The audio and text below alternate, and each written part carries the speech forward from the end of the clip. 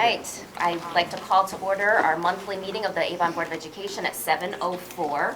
Thank you, everybody, for being patient with us, having had a budget meeting prior to this. We appreciate it.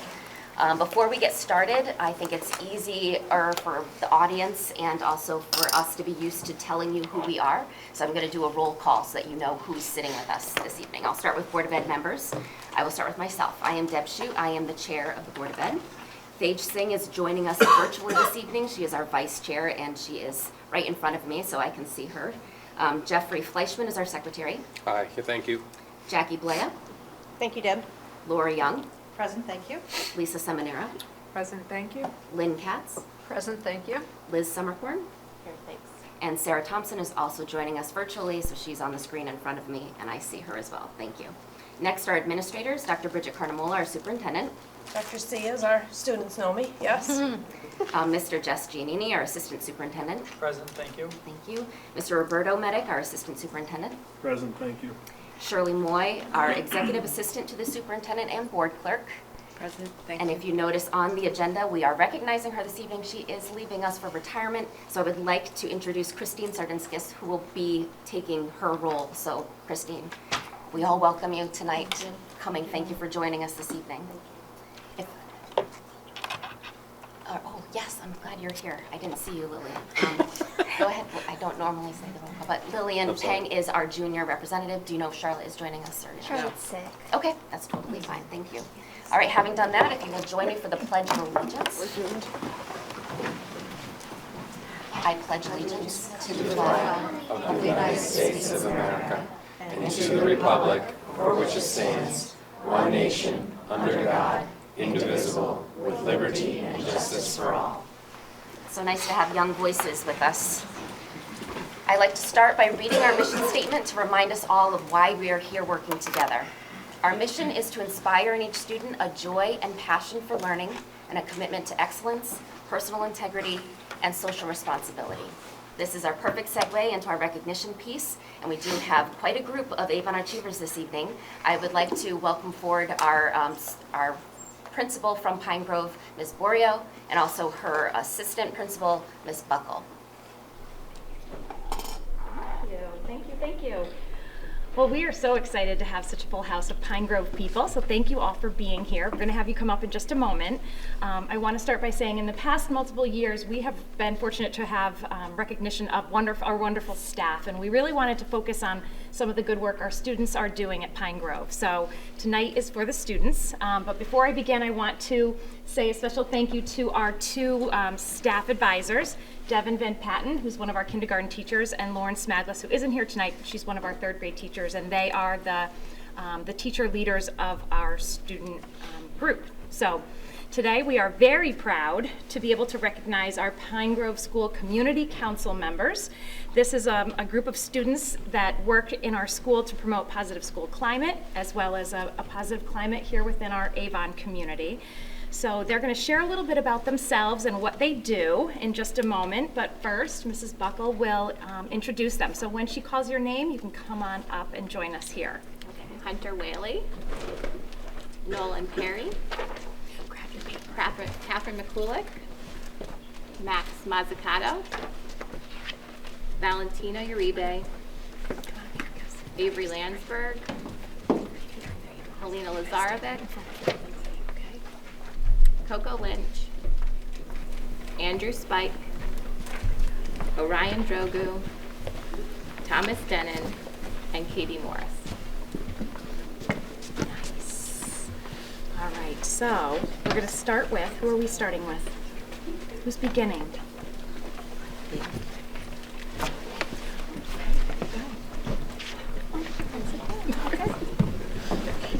Hi, my name is Valentina Uribe. Hi, my name is Valentina Uribe, and I'm in 3rd grade. Hi, my name is Katie Morris, and I'm in 4th grade. We are going to talk about what Community Council is. Community Council is a group of 3rd and 4th graders who do things for the school and help the community. To become a Community Council member, you have to do a speech in front of your class and persuade them to vote for you and elect you as a member. There is one student elected from each class in 3rd and 4th grade. Our job is to find ways to support our Avon community and find ways to build our own school community too. Nice, thank you. Who's going next? Who's Turkey Trot? Turkey Trot. Oh. No, just stay because oh, that's okay. Not everybody's reading. It's okay. Go ahead. You ready? Hi, my name is Avery Landsberg and I am in 3rd grade. My name is Max Mazzucato and I'm in 3rd grade as well. One way we have helped people is by doing a turkey trot. We ask students in each grade to bring a certain food item to donate for people in need. Kindergarten students were asked to bring canned gravy, 1st graders brought boxed potatoes, 2nd graders brought canned vegetables, and 3rd graders brought boxed stuffings. 4th graders brought cranberry sauce and beans. We gave the food to Gifts of Love in Avon. Awesome, thank you. Who's next? Who's pink out? My name is Coco Lynch. I am in 4th grade. In October, we sponsored a Pink Out Day to fundraise for breast cancer awareness. Everyone in school brought in $1 and wore pink. We raised $1,100. Who's PJ Day? Hi, I am Andrew Spike and I am in 4th grade. On December 9th, we had a PJ Day to fundraise for Connecticut Children's Medical Center. We support CCMC for PJ Day. We collect money and wear our PJs to show kids who have to be in their PJs getting treated for cancer that we care. As a school, we raised $1,974. Awesome job. Okay, Thomas and Hunter, go ahead. Nice and loud. Hi, I am Thomas Denon and I am a 4th grader. And I am Hunter Whaley, a 3rd grader. Some of the things we are planning for the rest of the school year are ringing in the new year with a drawing contest. Showing love for people in February by collecting toiletries for Gifts of Love.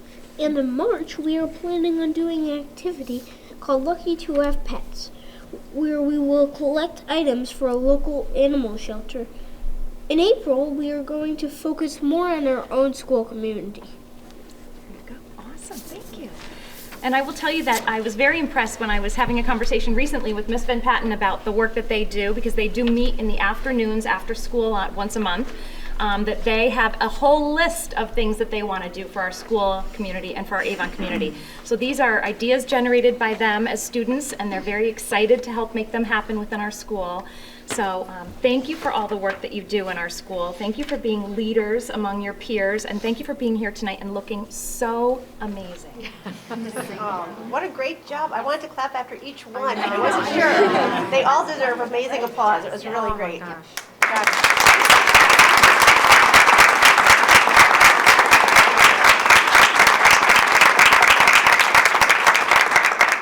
Before you return to your families, we do have a certificate to honor you this evening, so we would like to ask you to come up one at a time and we will give you a certificate and shake your hand. And then for parents who are with us this evening, we'd like to take a picture as a group, so you can certainly come over when we're all standing together and grab a photo as well. But I recognize the hard work you put into writing all of your statements, the way you dressed up for us tonight. We really respect that you respect us with that. And we are so proud of you. You're well-spoken, and you're doing good work, not only for the schools, but for our community, and we're all so proud of you. So thank you so much. One more round of applause.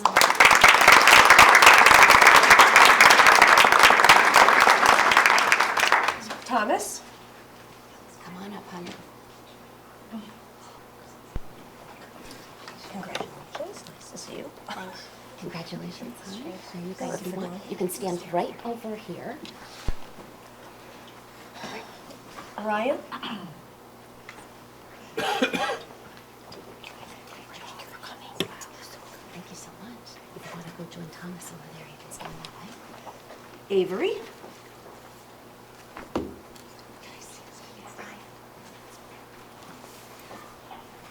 Congratulations, Avery. I'm going to shake your hand, honey. I love your hair. It's beautiful.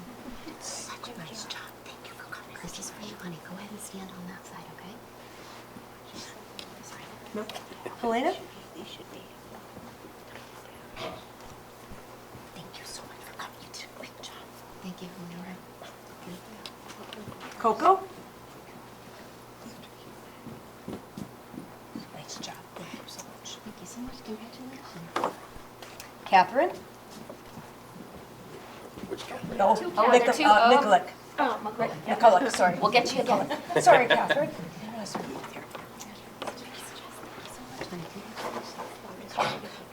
And right in a row, Catherine Morris. Thank you so much for coming. Congratulations. Thank you for presenting. Thank you. Max? Good job, Max. Thanks for coming. Max, nice job, honey. Look great. Nolan? Love this shirt. Thank you so much for coming. You did such a nice job. Andrew?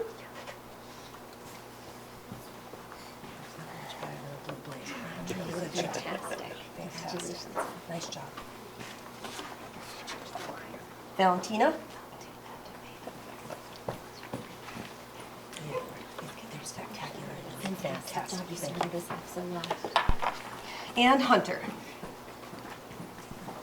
Hunter, you spoke so well. I love it. Nice job. Great job, honey. Congratulations. Thank you. All right, so now we will come over this way and we'll take a few pictures. So if you'd like to come in the center, you can certainly do that. Should we? Are they little guys? Should we stand up? Yeah. Why don't we have? We'll stand in front. Yeah. You all come in the front. No, it's okay. I'm gonna take one as well. Go as close as you can over to the table. Guys. We're the stars. You can see everyone. Yeah. Someone over there. Make sure we can see everyone. Devin. Thanks for coming. Of course. Let's make sure we don't have our certificates in front of our faces, right? Very good. See everybody? Okay. All right, wait a minute, everyone. Can we switch? Here's what we'll You do. look tall. There you go, so everyone can get seen. How about that? All right, everyone, listen. Keep your smiles on, and we'll just look each way so everyone gets the right picture. Put it down just a tiny bit. All right, so let's look to the left first and smile.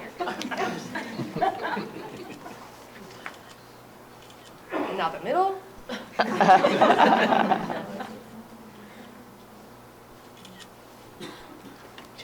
And the right. Everyone has what they want? Fantastic. Thank you, Thank you.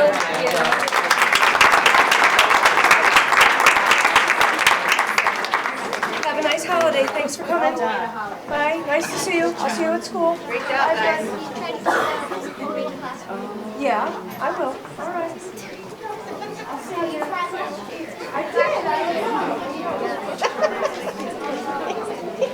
Kid was saying, make sure you get to Mr. Green's classroom. I know you tried last year, but didn't. That's hilarious. Oh. It'll be a miracle. Christmas miracle if we're not all in. And our own fault, right?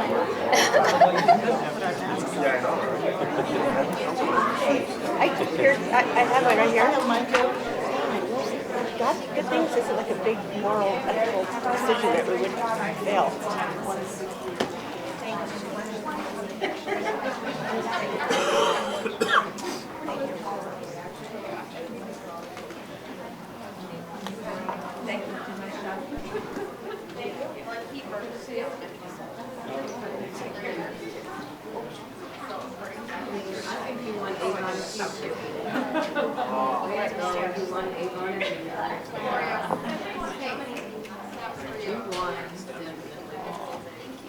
Nice to see you. Thank you. All right. That was fantastic. All right, we are not done with our recognition this evening. As we had mentioned at our board meeting last month, this is unfortunately for us, but we're also thrilled for her, and we're excited for Christine joining us, but we're recognizing Ms. Shirley Moy. She has served Avon well for 20 years, and she is now leaving us in the position of executive assistant to our superintendent, as well as working so closely with the board.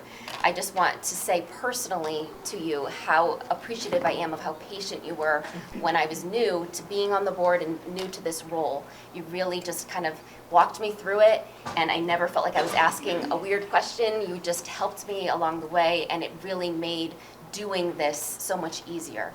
And you were definitely like arm in arm. So please know how much we appreciate you and that we will miss you and that we are so grateful that you're leaving us for exciting reasons that I'll allow you to share if you want to, but I'm tickled for you. I just think that's fantastic.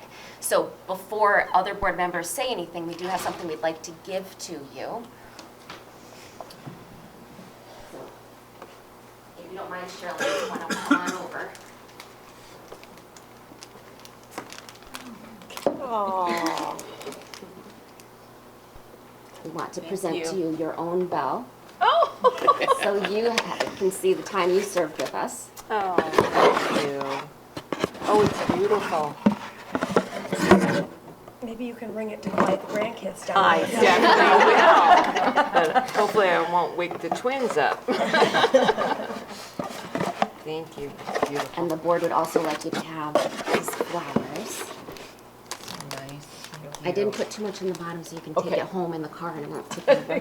But so that'd be good. She's pretty good at that. Yeah. I know, you're talented that way. So I've had an opportunity to say anything. If any other board members would like to speak, Laura, do you want to start? Sure, for anyone who is perhaps new to the district, like the infamous quote from the movie Ghostbusters, who are you gonna call? No matter what the question, Shirley will have the solution and/or the answer to your most pressing questions. Known for her gracious manner, her quick wit, deep compassion, and willingness to always go the extra mile, she exudes radiant, positive energy and has a seemingly infinite capacity for problem solving and excellence in everything she does. And your sparkle and your smile will be greatly missed, and I certainly hope everybody will join me in wishing her and her family great adventure in the next chapter of their life. Thank you. Beautifully said. Wow. Yes. I am going to miss you so much. I call constantly. You always know where to send me, what to tell me, who I can. Right. If I call and I almost always make, isn't Bridget there? I'm sure I have an emergency, and usually it's not an emergency. And Shirley's good at explaining that, and she'll be back later, but it's okay. Everything's fine. That seems okay. You're just the best. You just always make everybody feel so welcome, and I know that all the families that have come through central office to get registered for kindergarten, right, all through the season, you've always been so warm and welcoming, and we're just going to miss you. I'm personally going to miss you. Our neighborhood's going to miss you, and the district is really going to miss you. So I feel as though I've known you a long time, even though it's been a year. I just feel like we connected immediately, and in everything that's been said already, I would reiterate that if I had an hour. But I also feel as though I need to warn you about something, and that is retirement can be tricky. You might find yourself on a board of education. You don't know. You just never know. Think so it through, keep Shirley. keep an open mind. I know you've mentioned some of your interests and the endeavors, and of course your grandchildren. I just feel as though you've got a really interesting chapter ahead of you. I wish you the very best. Well, Shirley, what can I say? The Moy family is very special to me. Most of you probably don't know, but her husband was my first employer in the state of Connecticut. He hired me and gave me a chance as a social worker. So very fond of him and my memories of him. And you were here for my first soiree into my position here at the Board of Ed. So I appreciate everything you've always done. I know you will be very sorely missed by the district. You really are a ray of sunshine and always very, very pleasant on the other end of the phone and in person. So you will be sorely missed, but very, very happy for you and your future plans, and I wish you the best of luck and enjoy every second of it. I'm sure you will, and I'm sure your family very much appreciates it. Of course, echo what everybody said. I appreciate, too, you being so welcoming when I joined the board not that long ago as well. And good luck. Thank you. I don't want to repeat everything. I can repeat everything. But I think it's important that the community understands how much of a public servant you are, and that your job in the last 20 years has really been to meet the needs of the district and of the board and the superintendent. And you were tremendous in that capacity in many ways. You're the one running around organizing all these things to make happen. You have been the first face of the district that many of our family members come across, and it's always been very welcoming, and it has been tremendous. We wish you the best. It is a great loss for our community. You are leaving some very big shoes to fill, no pressure. But we can't say thank you enough for all that you've done for this district and the town of Avon. Thank you. I know that Sarah would like to speak to you. I don't know if you'll be able to hear. Let me hold on, pressing the wrong thing. All right, Sarah, let's try. Okay, can you hear me? Yes. Okay, I'll keep it brief. I just wanted to say, Shirley, you are an incredible person. I've had the joy of knowing Shirley for a couple of decades. I don't want to say how many decades, but one thing I'll take away is Shirley's always a constant. And I think that that's what we all feel as a sense of loss, but in that same way, you'll always be here in our hearts and in the work that you've done, that you've already laid a foundation for. So thank you for who you are. Thank you for always being that constant, and I wish you the best of luck in this next chapter. Thank you. And they're just going to write you a note, Okay. so we've got that. But, so Shirley, I don't know if there's anything that you wanted to say. Well, I just want to thank you all. It has been a pleasure serving on the board, serving each one of you.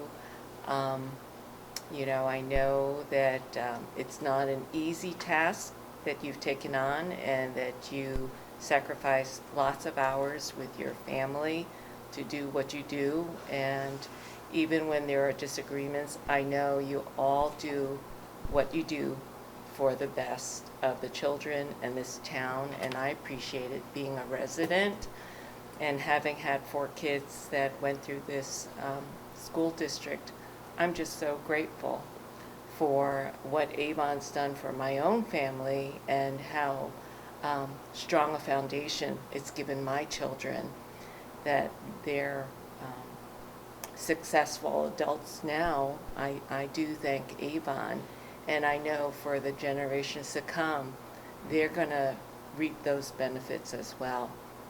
And so I left everybody a little bit of chocolate, because if you notice, it's intense chocolate. Because there have been times when the meetings have been intense, situations have been very difficult, but we all made it. And I think this is a wonderful board. Avon is very, very fortunate to have you all here. So I thank you, and I am moving on to a different chapter. Number 7, number 8, grandchildren. And she just went to a doctor the other day and thinks within 3 weeks the twins will be here. Oh. So yeah, I'll definitely send pictures, and you know, when you guys are having 3-hour-long board meetings, you know, I'll think of you, but I'll be. You can watch us on Nutmeg, Shirley. I will check on Nutmeg every now and then. I'll tune in. So thank you. Thank you. It has been a pleasure. I think you deserve a round of applause.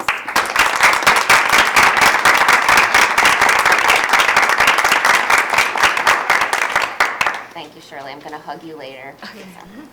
All right. Now we also have another person we'd like to recognize, our fellow board member. Lisa Seminara has been elected to the state senate, and so she will be leaving us in this role in order to move on to that. And we just want to wish you well and the time that you've served with us. I know that you've gathered so much information that you're going to take that to the state on Avon's behalf, and you're going to work in that capacity. We are very excited for you, and thank you for taking the time to volunteer with us and being willing to step into that role as well. It's a big journey that you're on, but I'm sure that you will do it well. And so we have something for you if you'd be willing to come on over.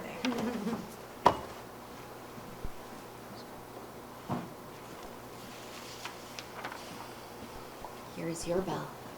Maybe you'll get the senators to be quiet with that. Don't count on that. Probably not.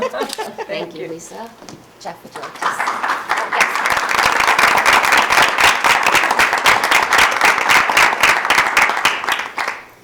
You want me to start? Yes, please. Go ahead.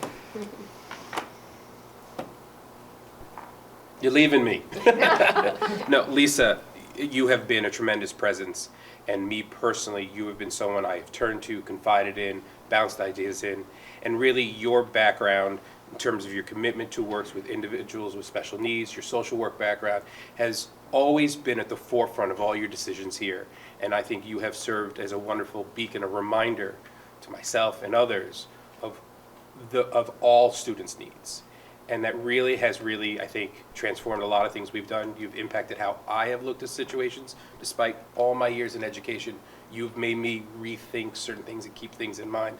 And I truly, greatly thank you. You will be missed on this board. I'm excited for your new role because you're going to take that same passion and you're going to bring it to the state. And I know you'll be a voice for the district, but for this group, you, I think, have earned the respect of all of us. And I know you know what our concerns are, and I look forward to what you do at the state. I'll miss you. Yes. Well, Lisa has been such a good mentor and a friend to me the last couple of years that I've known her, and I appreciate that so much.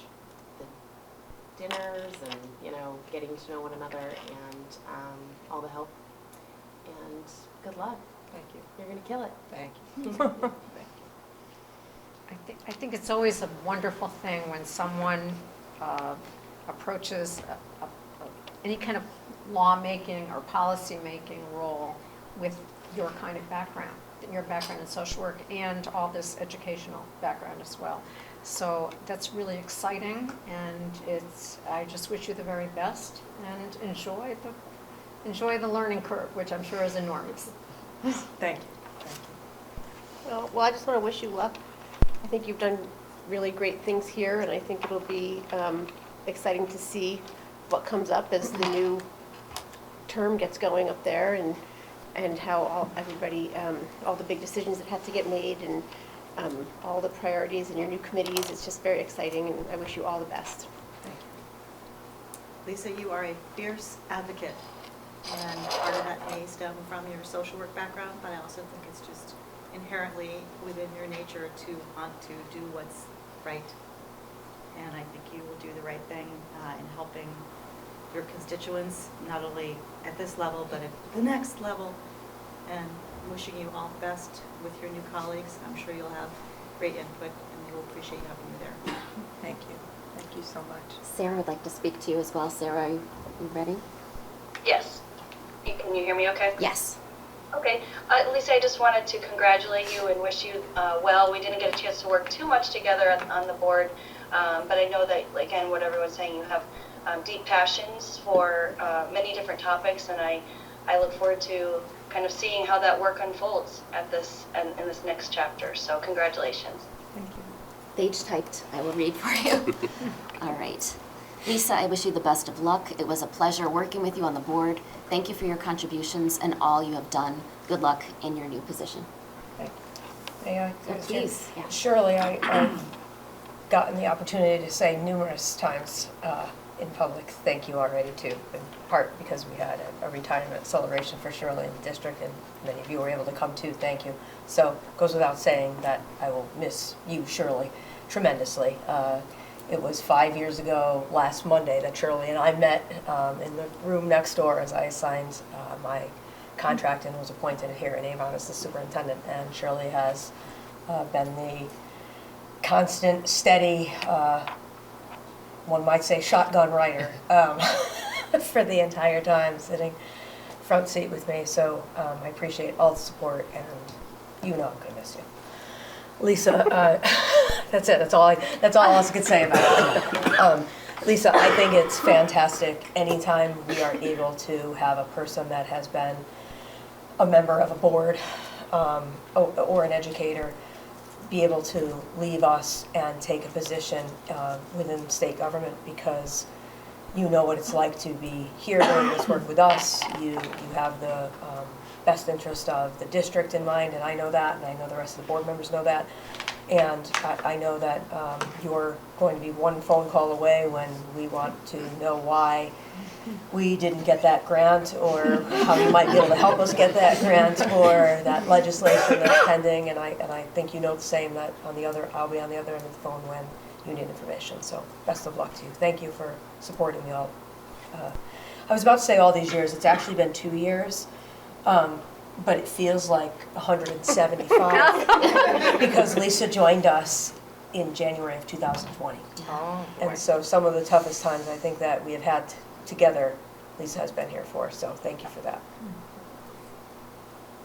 I don't know, Lisa, if you wanted to say anything.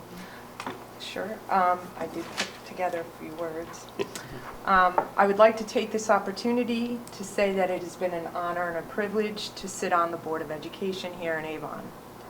I've thoroughly enjoyed my time, and I am sincerely grateful for the valuable experiences and skills being an elected local official has provided, and I look forward to applying those skills to my new position.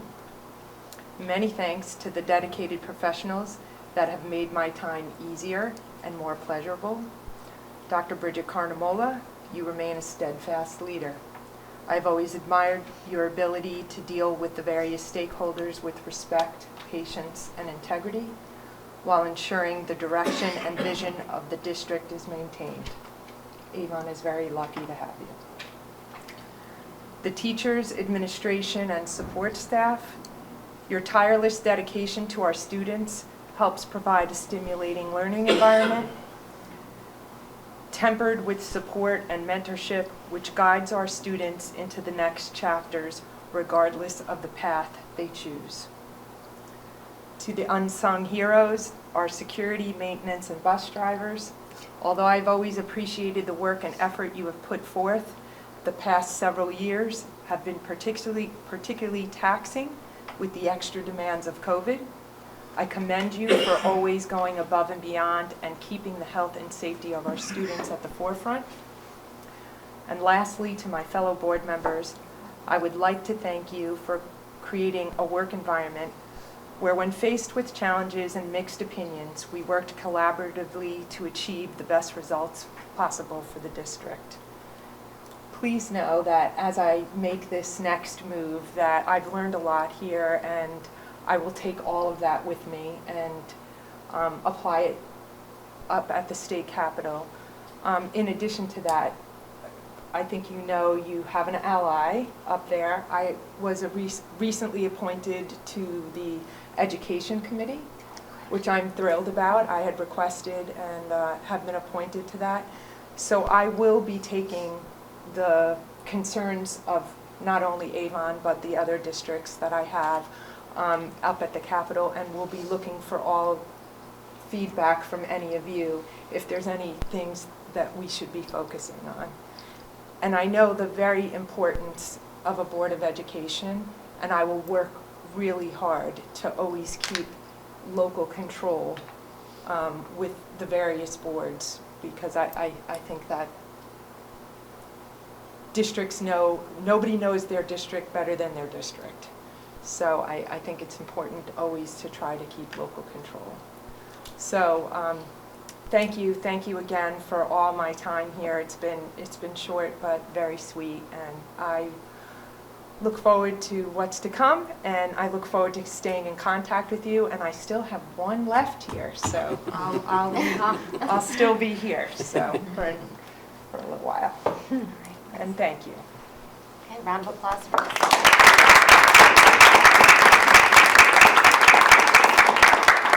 Thank you so much. Now we move on. Approval of our Board of Education regular monthly meeting minutes of November 15th, 2022. Motion to approve. So moved. By Jackie. Do I have a second? Second. Second by Lisa. All in favor? Aye. Aye. Jackie, do you approve? Yes. Oh, yes. You Yes. moved. Never mind. And then I double approve. I approve. Thank you. All right, ladies, got it? Okay, unanimous. Yep, thank you. Thank you very much. Next is communication from the public. Did anyone sign up, Shirley? All right, we'll move on to items of information and proposals. Student reps. We have Lillian with us this evening. Go ahead, Lillian. All right. So across the district, Pajama Day on the 9th was a huge success, and we raised over $3,500 for Connecticut Children's Medical Center. And we have a lot of end-of-year concerts going on right now from all the different students, and the funding for free school lunch will end in January. For Avon High School, winter sports are now in full swing, and everybody's really excited to be going to matches against other teams. And Music Service Society is going to be hosting a Friday concert on the half day, and we're going to have student acts, ensemble acts, and then also the teacher band performing. For Avon Middle School, the auditions and rehearsals for The Little Mermaid have begun, which is going to be their spring musical, and the Student Council hosted a winter clothing drive. For Thompson Brook, they had a holiday bear as well as a clothing drive for a homeless shelter. Pine Grove had a spirit day, and then we just had their community council representatives come in and talk to us about what they were doing. And Roaring Brook was able to have their first concert since 2019, so everybody's very excited about that. Excellent, thank you so much. It's wonderful to hear all the celebrations and events taking place. For our financial report, I'll have Dr. Carnamola speak to that. Thank you. In your packet, we discussed all this also at the Finance Committee meeting. We've seen some savings in our administrative salaries lines. That's obviously due to some of the retirements that we had and our new hires. We have some deficits, on the other hand, for certified salaries, and part of that is due to sixth class coverages, like we spoke about earlier in the budget workshop.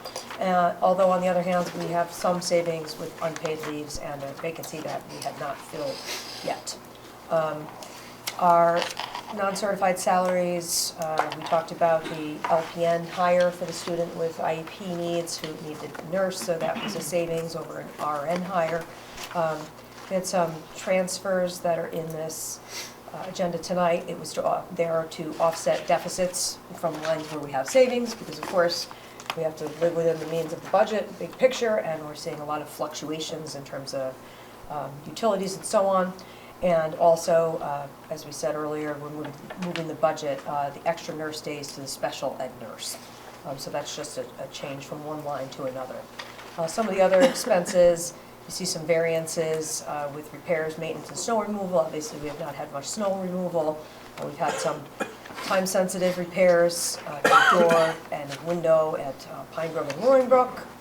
We have $1.5 million unencumbered in special education tuition for placements are in escrow. That's what we expected at this time.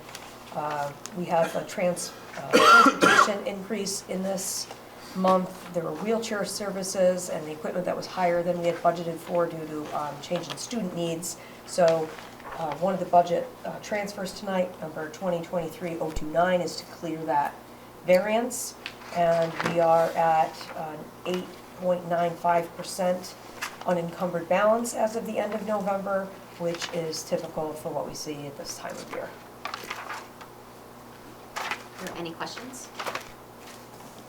Okay, moving on to committee reports, curriculum and professional practices. Jackie? Yes, we met in early December. I thought we had a really good meeting. It was very busy. We focused on a lot of things. We as a committee voted to move various course proposals to the full board. We approved for full board review 2 new primary instructional materials, and we also forwarded for broader approval the high school course of studies. I think all 3 of these are on new business for tonight, and there's further explanation of what we did in our minutes. We did get an update on the reading, science of reading, I think it's called. And some really good information about school and community connections that are happening. So it was a really great meeting, and I forgot to look up when our next is. I think it's maybe February or March. I believe it's February.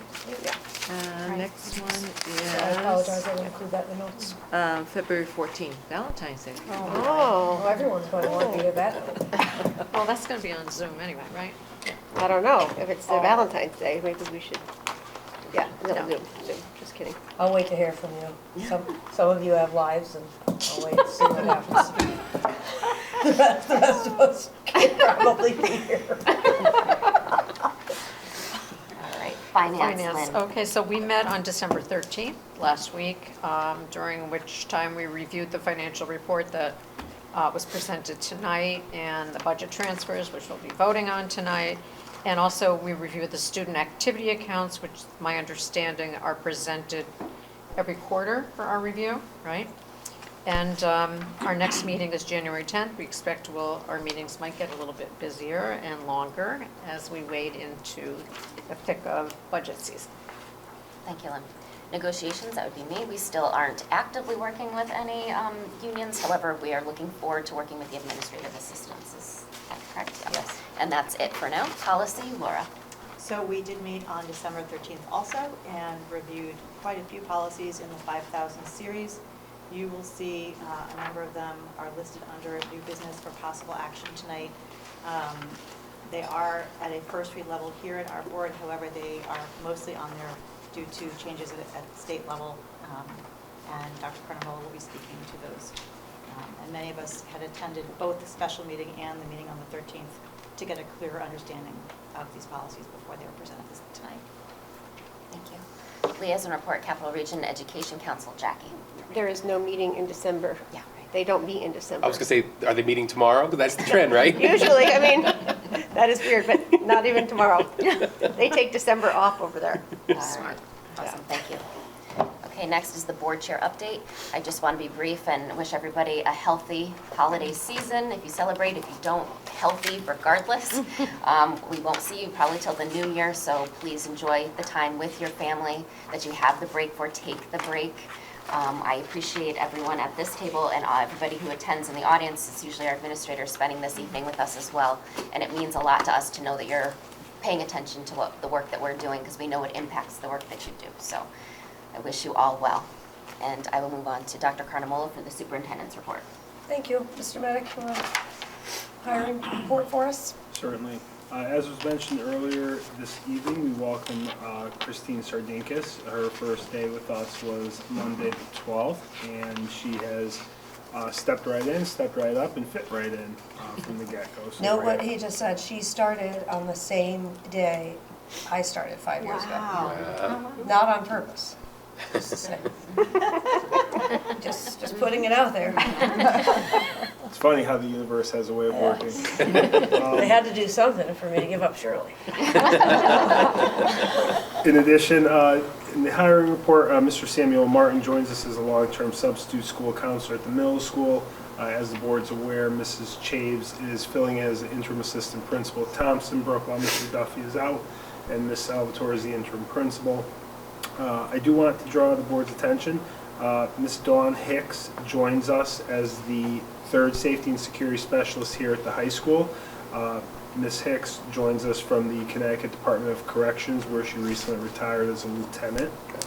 In addition, Mr. Andrew Orey joins our technology department as our technology support specialist. He began with us last Monday and is been working with the IT team to familiarize himself with the building and the buildings that he'll be working in, as well as the technology assets he'll be working with. In addition, we had several transfers through our administrative assistants. As many of you know, our accounts payable position was open in the business office. Mrs. Robin Addis is transferred to that position from Pupil Services, and Miss Cindy Thompson, who is administrative assistant at Pine Grove, will be moving to Pupil Services, and we will be working to fill the vacant administrative assistant position at Pine Grove. In addition, you'll notice we did have some resignations. We are in the process of finalizing a new hire for the school social worker position at Pine Grove School. We will be transferring an employee who volunteered to go to Pine Grove there after break, and we'll be bringing a new person on board to fill that individual's position. In addition, Miss Julia Miller is departing us from 4th grade, and just yesterday we finalized a wonderful hire for her replacement. She'll be joining us tomorrow. So she'll have a chance to meet the students before they go off to break, spend some time with Miss Miller, and help make that transition very smooth. In addition, we have worked with the administrative team to fill several long-term sub-positions for individual employees who are going out on either maternity leave or medical leave. It's wonderful. We have a lot of people having babies, but it's our job to also find suitable substitutes for them while they're out, so we continue to fill all the long-term needs that we're looking at right now through the end of the year. Thank you. Enrollment report on page 14, you see we are now net up of 10 students from the same time last year. As I've said all year, we see registrations and withdrawals fluctuating as houses sell in town, new houses are built, families move in. So we're holding steady there, no issue as a result of being 10 above where we were last year. Generally speaking, I'll talk to the strategic plan update tonight because it's under new business.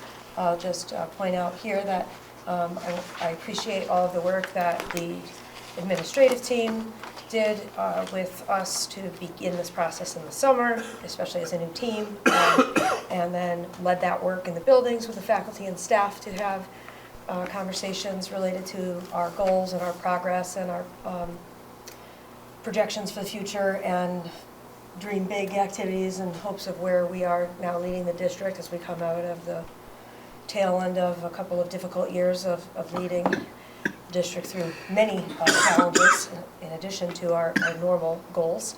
And then we, as you know, transitioned on the side as a board looking at the same goals and the data and where we have been in the past 4 years really, and where we wanted to go in the future. We spent time together, quite a bit of time together as a board and separately looking at that. So I appreciate all the time that you dedicated as a board to help to finalize the strategic plan, the blueprint for excellence for 2022 to 2025 that we have here tonight under new business.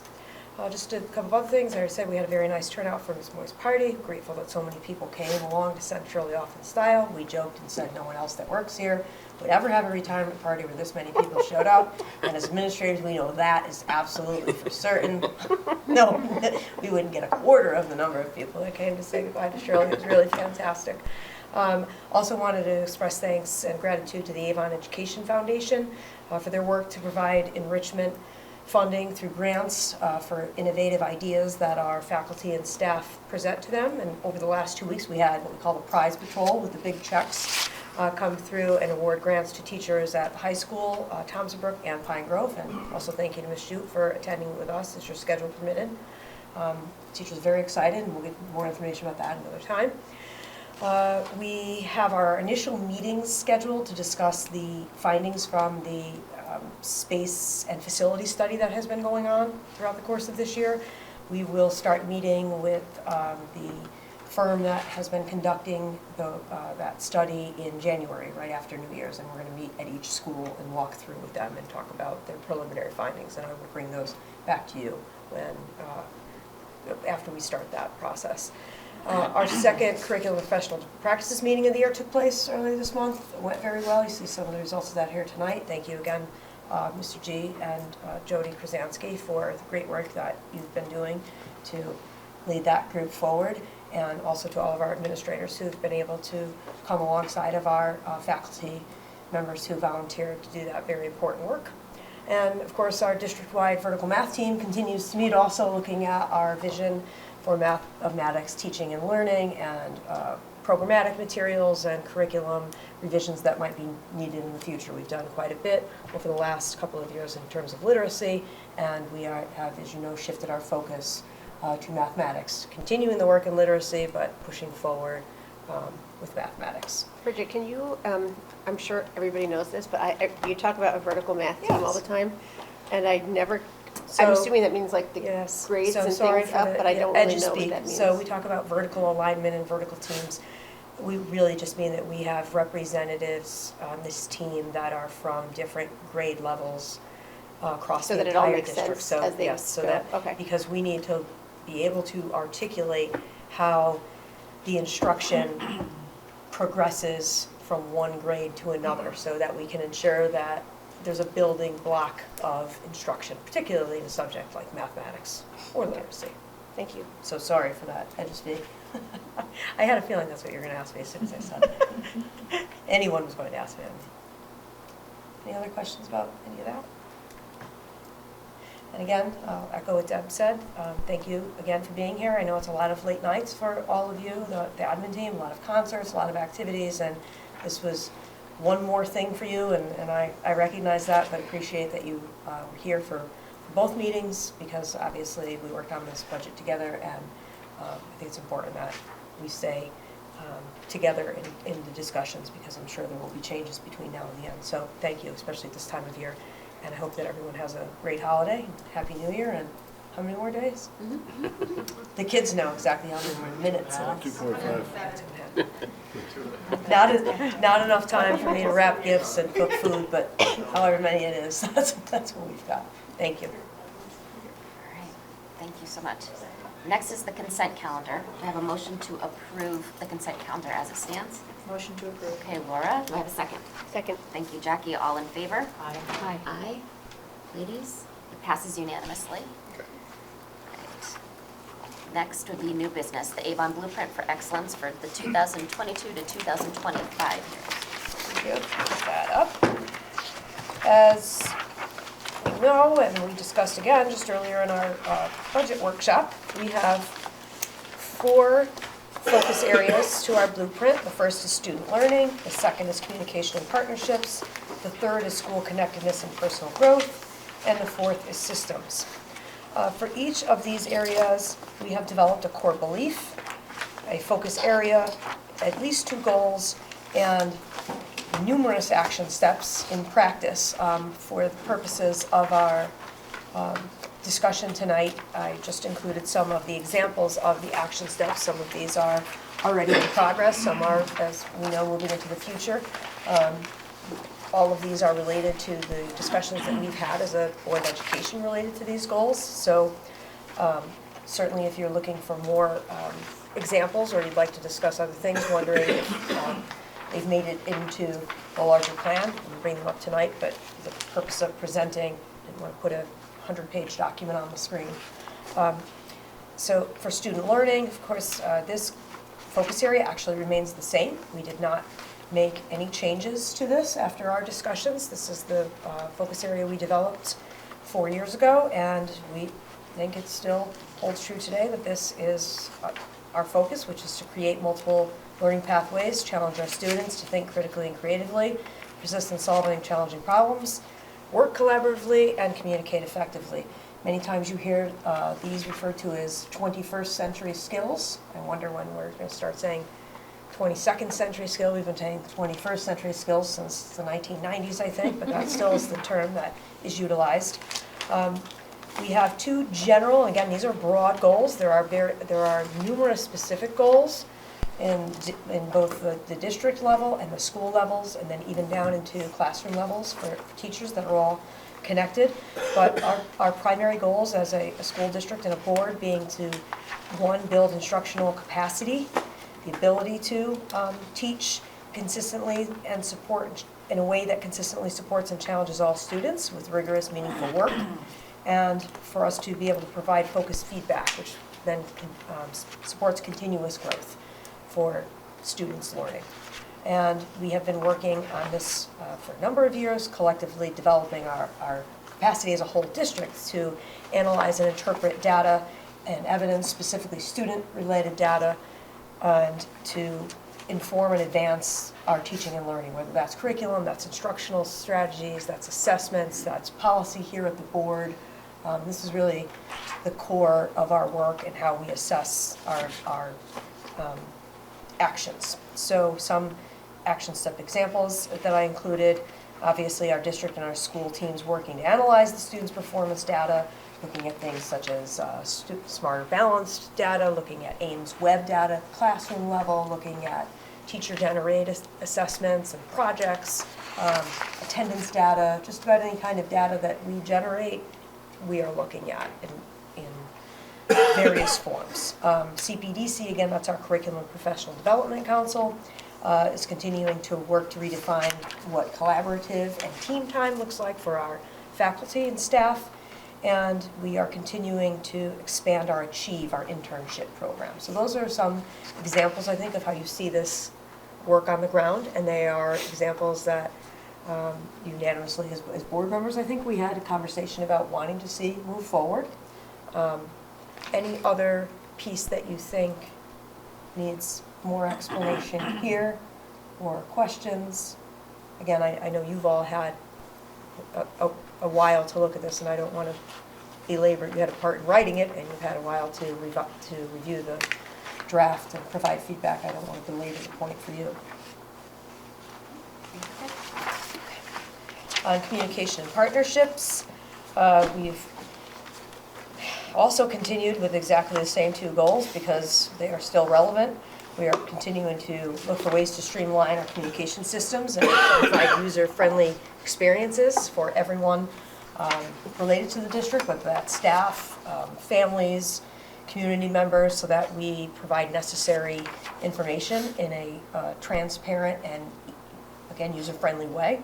And, of course, we continue to grow our partnerships, both with colleges, universities, and local businesses, community organizations as a whole, because that is to the benefit of the entire school district from a teaching and learning aspect for all faculty and staff to have partnerships with outside agencies and with our PTOs and our families, local organizations such as the Lions Club, the Rotary Club, but also for our students who are able to have cooperative work experiences, be engaged in transition programs for our special needs students, internships that we hope at some point we come to a place where every one of our high school students graduates with either job shadowing or work experience or internship.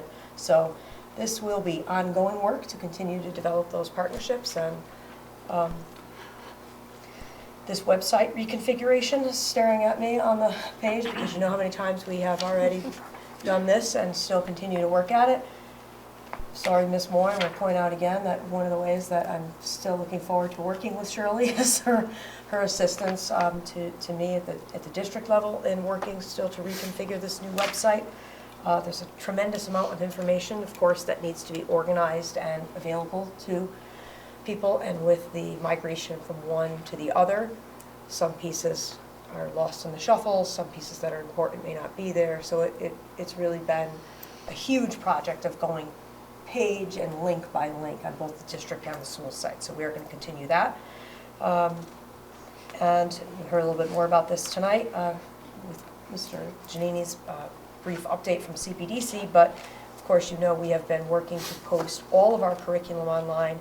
The vast majority of that is already posted. That has been a very heavy lift, a lot of work done in the district to write and revise the curriculum and also to input it into our online platform.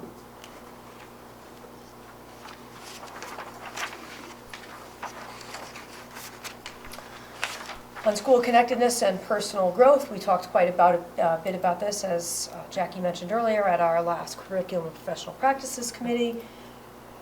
At the foundational level of a school experience or a work experience is a climate that everyone feels included in and safe in all senses of that word.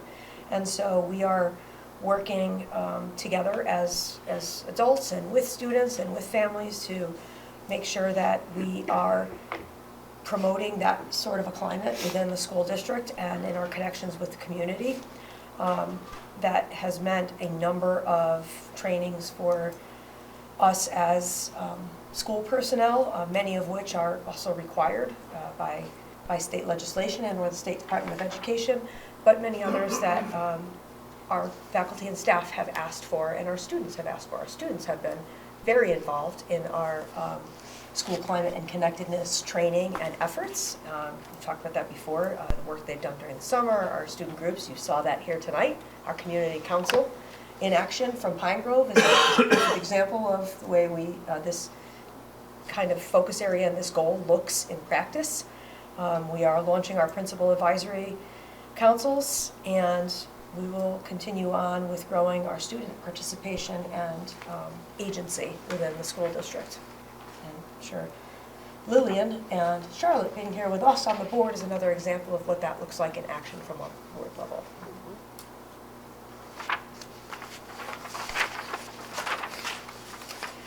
This one should, I think, go without saying that our core belief for systems is about continuous improvement, and that means systemically assessing our actions and outcomes continually.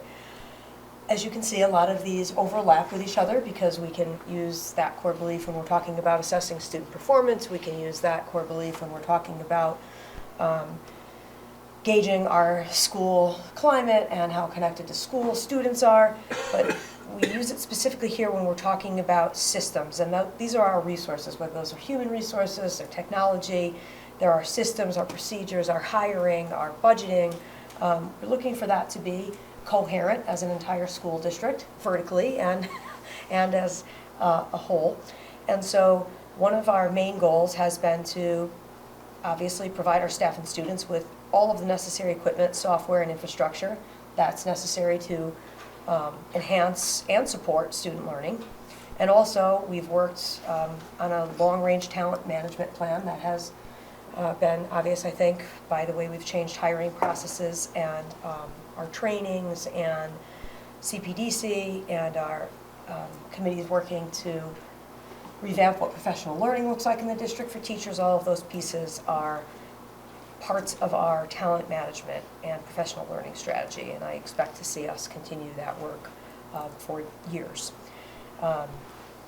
because it's a continually changing landscape, and we want to make sure that we stay with current needs. So obviously then also that just means reviewing our district policies, our processes. You see a number of those policies here tonight. There are this many and more that I still need to bring, and I wish I could say differently, but I'm sure we'll see every single year it'll pretty much look like this, because as legislation changes, policies change. As needs change of students, staff, or families, policies change. And so we need to continue to analyze and audit our policies to make sure that they are protecting students, staff, and the board at large. So another example of that action step is to complete the space and enrollment study, because of course that is the ultimate systems evaluation. What does it look like in terms of space and facilities for teaching and learning?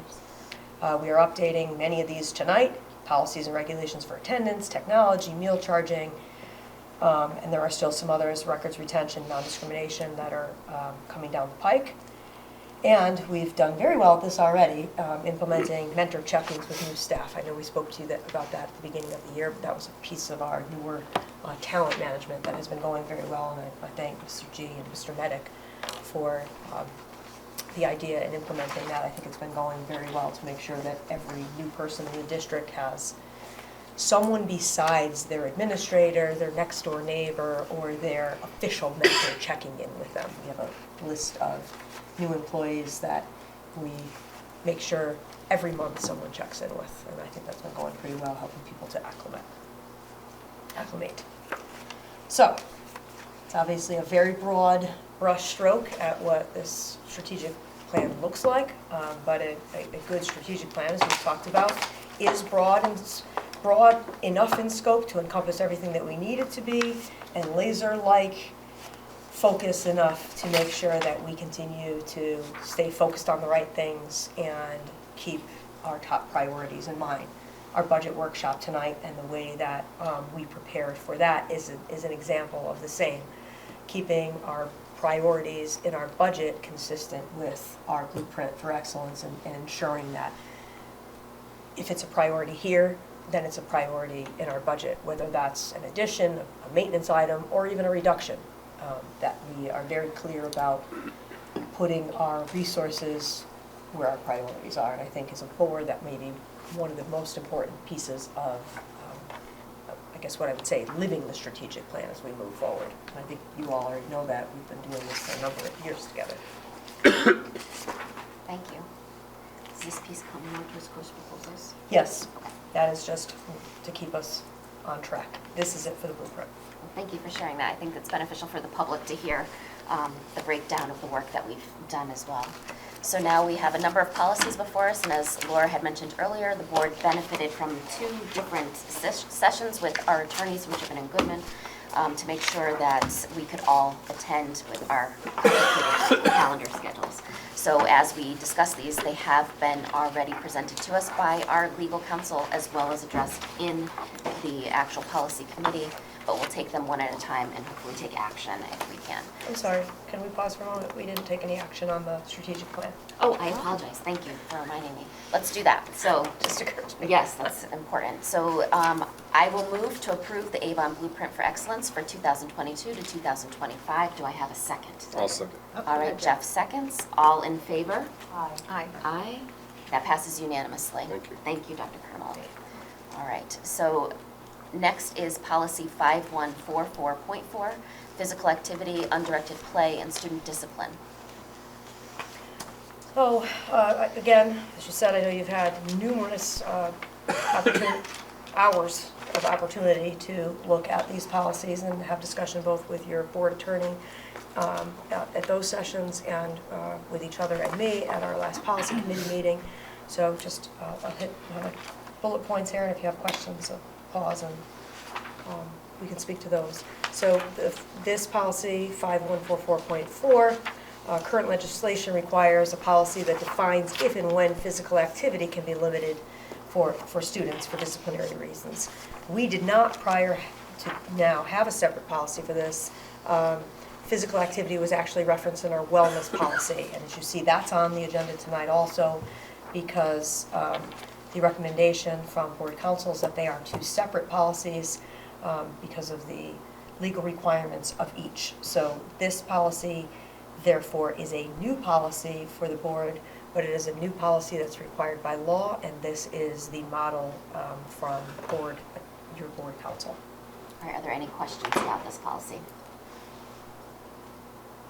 Or would you like to move to adopt? Sure. Motion to adopt policy 5144.4, physical activity, undirected play, and student discipline as presented. Is there a second? Second. Second by Jackie, thank you. All in favor? Aye. Aye. Passes unanimously. Thank you. All right, our next policy is 6142.10, wellness. It is the first read, but we're hoping to act on this as well, and you kind of spoke to it a bit. Yes, again, current legislation legislation has required for years a wellness policy. However, ours had been out of date because legislation has now changed several times. So this is the updated version, and it is recommended that this version replace our current policy, which is no longer compliant with current state and federal law. Okay, so do we just need to move to adopt, or do we also need to move to remove the No, other? it's the same number. It'll take the place of. Okay, perfect. So Laura, do you want to make that motion as well? Sure. Motion to adopt policy 6142.10, wellness, as presented. And do I have a second for that? Second. Thank you, Lynn. All in favor? Aye. Aye. Passes unanimously. All right, moving on, policy 3542.43, meal charging. Again, this is a new policy for us. The law changed, and as Maggie, who I know is in the back with us tonight, mentioned at our policy committee meeting, this is really a no shaming law that was put into place to ensure that students were able to get a regular lunch at school, whether or not they had money in their account. We have a prepayment system, so nothing that's in here is new for us in practice, but the law has changed to require basically what we were already doing in practice in terms of meal charging to happen and for us to have a policy. So we do still have our wellness committee looking over the wellness recommendations and this policy for other specifics as it relates to our regulations, but the policy that's in front of you is required by law because we participate in the USDA program and also to comply with federal and state law related to meal charging. Any questions? I have a question. You mentioned that this is what we've been doing anyway, which is great. Mostly. I would say the one piece, I thought of this as soon as I said that, is There are some other pieces that are different that the law now requires, such as referral to our homeless liaison and a certain number of unpaid lunches. That would not necessarily have been a part of our practice, but it will be now because the law requires it and it's in this policy. So my quick question relates to the first policy that we voted on, the physical activity, and I'm wondering if this is a big shift for our teachers and our schools, the changes, and will there need to be some professional development? On the physical activity? The changes? No, because we were already, for the most part, following that. No one wants to take away recess from students unless there's a danger in them being at recess or something has happened that requires changing that. And generally speaking, that's the majority of what policy is about. There are other pieces related to undirected play that as that legislation continues to move forward and there's more and more conversation at the state level about what that might look like from a curriculum and instruction standpoint, because we talked about this a little bit at the committee meeting, undirected play meaning more what you might see happen, for example, in a kindergarten or a first grade classroom when our little ones are playing with Legos, kitchens, they can pretend, they can do whatever it is that they want during that time in class, and that's not the same as recess. And that's already a part of what we do, but there is additional legislation pending that would make that a requirement and might put some parameters around what it looks like for school districts also. Interesting stuff. Any questions for meal charging? All right, then our action is to adopt this. Laura, do you want to make a motion? Yes, I would like to make a motion to adopt policy 3542.43, meal charging, as presented. Do I have a second? Lisa? Thank you. All in favor? Aye. Aye. This is unanimously. Thank you. Next is policy 5145, section 504, civil and legal rights and responsibilities. This, as you can see, is a very short policy that we have. It had not been revisited since 2015. It's needed attention, even just in terms of terminology. And so this is the legal model policy based on federal civil rights laws, Americans with Disabilities Act, and state law. And again, it was in practice, of course, we're following the law, but the policy had not caught up with the practice because it had been last looked at in October of 2015. And so again, this is a recommendation from board council to replace the current policy with the updated 2022 model policy. And the majority of the reason for that is that the entirety of the policy is law. So as the law shifts each year, when you have and it seems to shift each year, when you have the model policy, it's an easier fix for you to stay compliant than to get this many years behind, for example, and not have the correct legal references in the policy. Any questions? Laura? So while I do hope that we will be able to move this policy forward tonight, I would also ask that we will be able to review the forms associated with the policy at our January meeting. I will. So thank you for asking the question. You reminded me. The forms that we utilize now are statewide the same. With the transition to CT SEDS, the new database for special education, I had to have, and thank you to Christine and Tiffany and Lori, we actually don't even have blank forms. They are in the, I had to have them print out forms from different records and have them redacted so that I could share them with you so that you could see what they look like in the database, because they don't print empty. They print with information, and we all are using the same forms now. That's a part of this database. So I will share them. I have redacted versions, and I will share them with you. That's why. So the shipment model forms that you saw are the basis for what the state used in the database. But they've likely been updated since. Yes, they're not exactly the same as the shipment forms, correct. So I will share our current version with you. Awesome, thank you. Okay, any questions?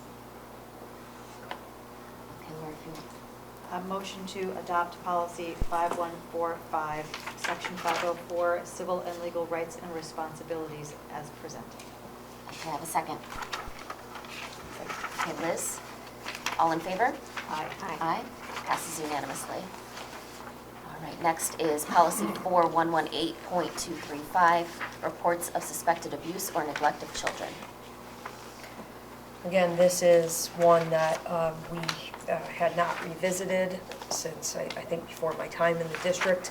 And these laws have changed numerous times over the past, certainly 10 years. And every piece, as you can see, it starts with the law requires school employees who have reasonable cause to suspect or believe a child has been abused or neglected. From there on, every piece of this is what is required of us by law.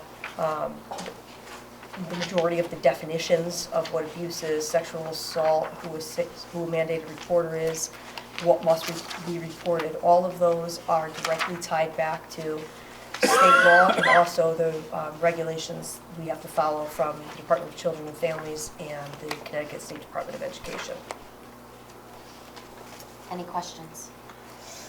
Do we actually have a copy of the revised policy in the packet? I see the shipment information. Am I not seeing it? I'm sorry. That is the policy. That is the policy. Okay. That's it, yes. Because it wasn't labeled as, is it going in as 4118.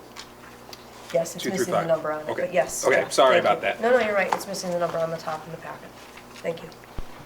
And the name of the school district, right? I mean, Yes, so the issue with this is, to be clear and not have anyone think, surely, it's negligent.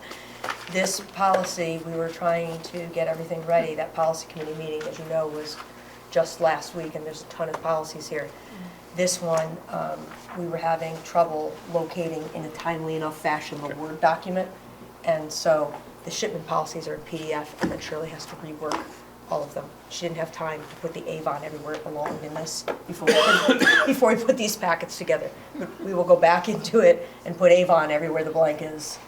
But otherwise, the Otherwise, substance it's exactly the same. That's what we're voting on, and that Yes, is yes. it'll be on the Avon version. Yes, we just did not enter And the school. policy number, that was from CABE. They Yes. had to research what the policy number was, which is why it's not listed here.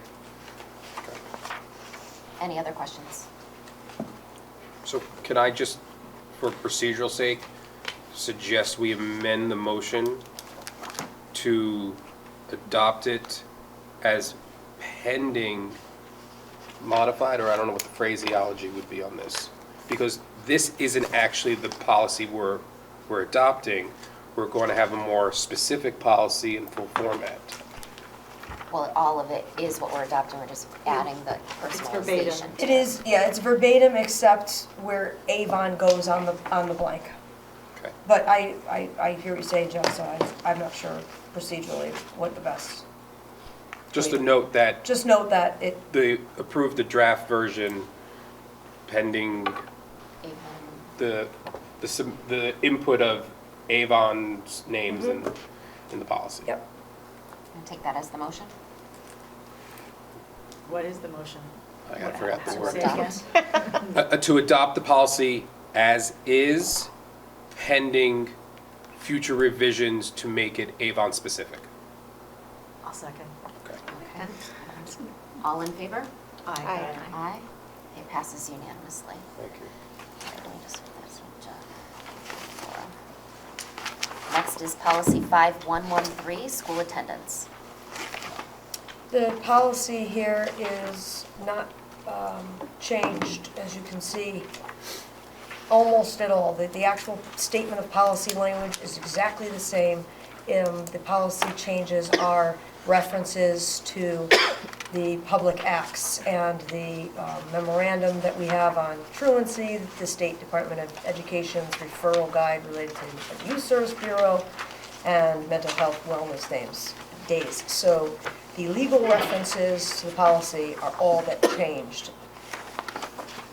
The reason that's important is because all of those legal references relate to the regulations we have to employ. So the board is responsible for the policy. The only changes are the legal references the regulations that we have to employ as a result of those legal changes, we are managing within the district, but they are the ones that you see here. These are the recommended regulations to comply with law and the State Department of Education's requirements related to attendance. So are we voting to revise the current policy? Yeah, it is a revision, even though it's only a legal reference. The statement is the same. And Laura, do you want to make the motion? But it is as presented. Yes. Okay. So motion to approve policy 5113, school attendance as presented. All right, do I have a second? Second. Second by Jackie, all in favor? Aye. Aye, passes unanimously. Thank you. Next is course proposal recommendations. Is that Mr. Giannini? Sure, if you just put those slides up. You've seen these already, and a lot of discussion at the CGP meeting also, but just wanted to be able to speak to it in a way that made sense for everyone tonight, so. All right, so for your consideration this evening, we have proposals to bring forth for recommended changes to courses at Avon High School and primary instructional materials at Avon Middle School. A little background for you, Avon's Curriculum and Professional Development Council, or CPDC for short, had meetings on September 29th and December 14th this year. And in summary, in addition to the other great work that they did, there was a result of 9 course recommendations, 7 of which are primarily name changes or the way the course is structured during the year. So we had one course that was a year-long course that we're recommending be broken up into 2 semester-long courses, and actually 2 semester-long courses that we're recommending merge into 1 year-long course. And then in addition to that, we had 2 recommendations for new courses here at Avon High School. Excellent. So these next slides just kind of cover the, I think you went a little too far. Yep, there you go, sure. These next few slides just kind of pinpoint some of those changes. There's, again, name changes in a few of our social studies courses. And at the bottom of this first page, it does highlight the first new course. And so that is a new course that's going to be an elective in our ELA department. We have creative writing. That course will primarily stay the same. We are changing the name, so there's one of the name changes to Creative Writing 1, just for clarification. And we're adding in Advanced Creative Writing Seminar. So for students who've taken Creative Writing 1, they've enjoyed it, they want to push themselves to that next honors level, they'll be able to take that Advanced Creative Writing Seminar. Any questions about these changes? Okay, next slide, Shreya. So at the top of this slide continues the new courses. So you see AP Environmental Science. And so this course came out of a recommendation to offer our students who'd already taken environmental science as a freshman and would like an opportunity to advance their knowledge in a little deeper content, prepare themselves for the AP exam. So that is a course that would run in the fall for upperclassmen, preparing them to take the AP exam in the spring. We're excited for this course because it's another opportunity for students who, all of our students here at Avon High School would have that environmental science in 9th grade. So it's another opportunity for more students to take potentially an AP level course as they go through into the upper grades.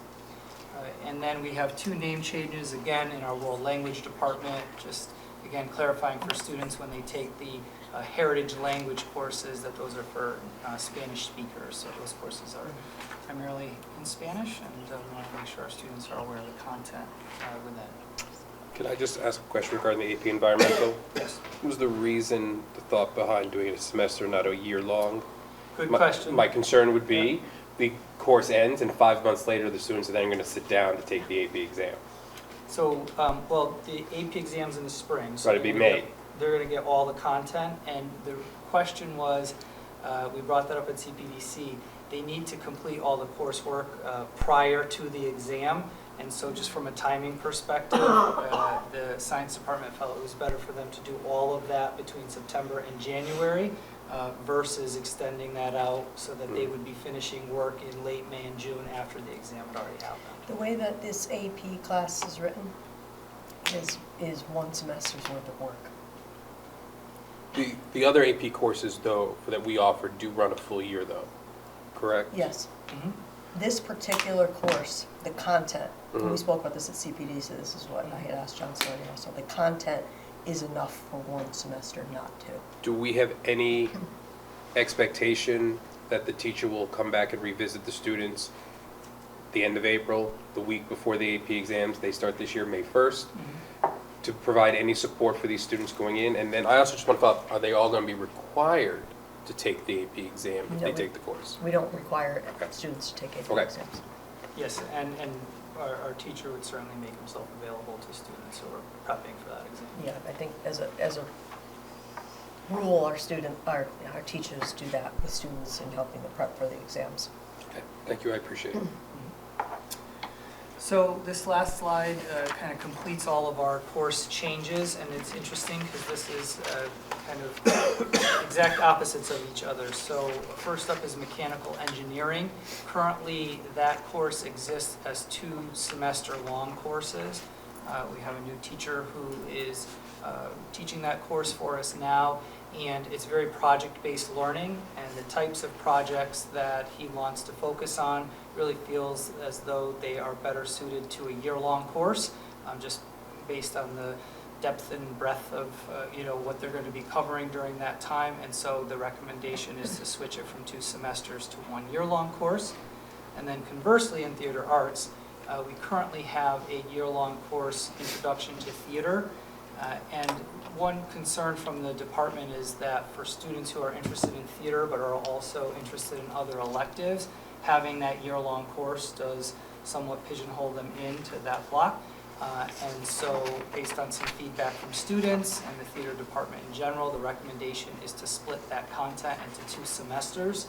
And so Intro to Theater would be split into Introduction to Technical Theater and Theater Design Implementation. So kind of opposite recommendations based on those 2 courses and the content.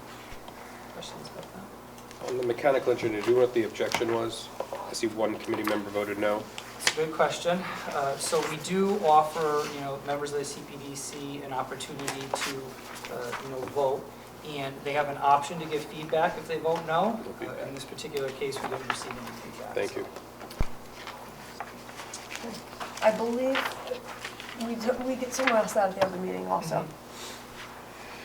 And there's no written feedback, but what we think we remember from the meeting, so take it with a grain of salt, is when it's a full year course, it might preclude a student from taking another elective that was already offered. I believe that might have been what Correct. That could be the concern. concern was. But I understand no written feedback, so No. it's only We assumption. heard that Right. feedback, so I appreciate assume that. that perhaps Thank that you. might be why. So this next slide are the primary instructional materials recommendations for a small amount this year. There are 2 texts that would support our 8th grade ELA curriculum, and they were selected for strong examples of author's craft, specifically memoir writing and author's purpose. And just to note, upon your approval this evening, that would open up the 30-day review period, so those texts would be available at central office for members of the community to review. And then we would bring those back in the January meeting. If the timing lines up, I believe it would be inside that 30 days for final approval. So our motion tonight is not to approve, but to start the 30-day review process. Pending the 30 days. Yes, so, and this is a committee issue, not a board issue, but it translates. So Jackie, I think, had actually asked this at the meeting, and we hadn't done this in a while, so we had to look back. You were correct. We should have made the motion to open the window at the committee meeting, but we did not, so we have it here. And do we know what the no vote was? I was just going to say there's a no vote there. We don't know Okay. the reason for that. They did not comment on that no as well. Okay. Appreciate it. It's about fast food, so maybe the person doesn't like fast food. I wouldn't they read the book. So we first have to approve the course proposals. Does anybody have any questions about any of the courses? Jackie, would you like to make the motion? Sure, is it all, which ones? I guess we're voting on approving all of the changes and the additions to the course. So the course proposal recommendations, is that it? Sure. Can I have a motion to approve the course proposal recommendations? Or do you want to make the motion and then I'll get a All right, I'll second? make the motion. Okay.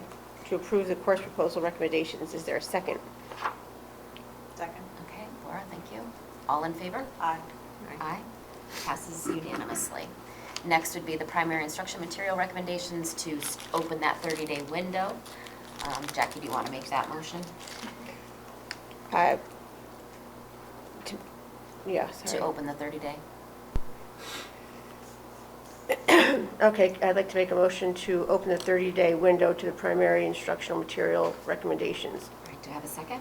Second. Thank you, Lynn. All in favor? Aye. Aye. Paige, you said aye too, right? Okay, passes unanimously. Thank you. All right, next is the high school course of studies for 2023, 2024. So in your packet is the revised version of the 2023, 2024 recommended high school course of study. And so we've also included a one-page document that should be the first page, hopefully, right before the course of studies, which will show you all of the edits and revisions. So anything as you flip through in yellow highlight should appear on that page. So What it page will number tell is, you- where are you? 125 is where it 125. starts.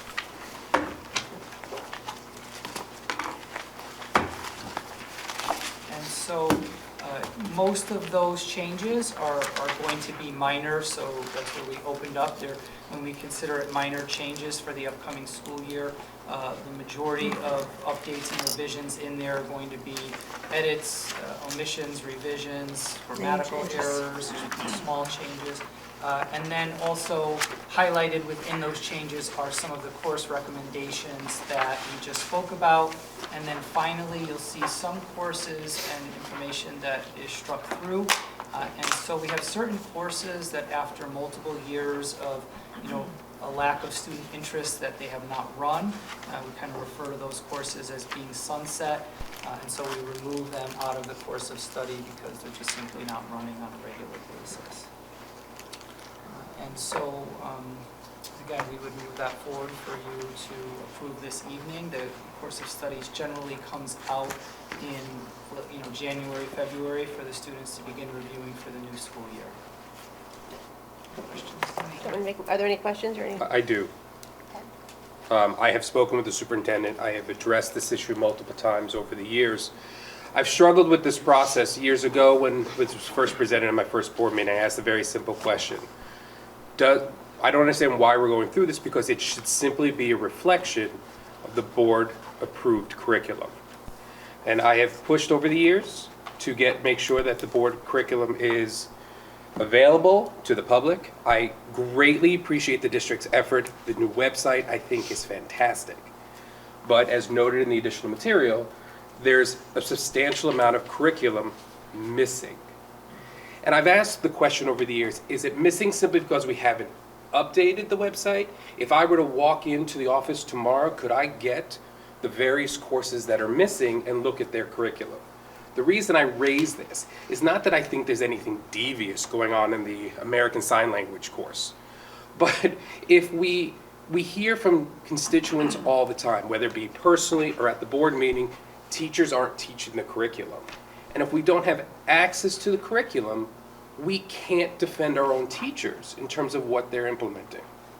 I've also asked the question before related to the adoption of the state mandated course regarding African American, Black, Puerto Rican, and Latino studies in terms of the overlap with the civil rights course. One, the civil rights course is important. I'm not advocating removal of teaching civil rights. However, I do raise a concern of whether or not there's substantial overlap. I raised that question when it was presented to us because I was able to review the state mandated course curriculum, but I was unable to review the curriculum for the civil rights movement. And I just think if there's tremendous overlap, it's worth a conversation.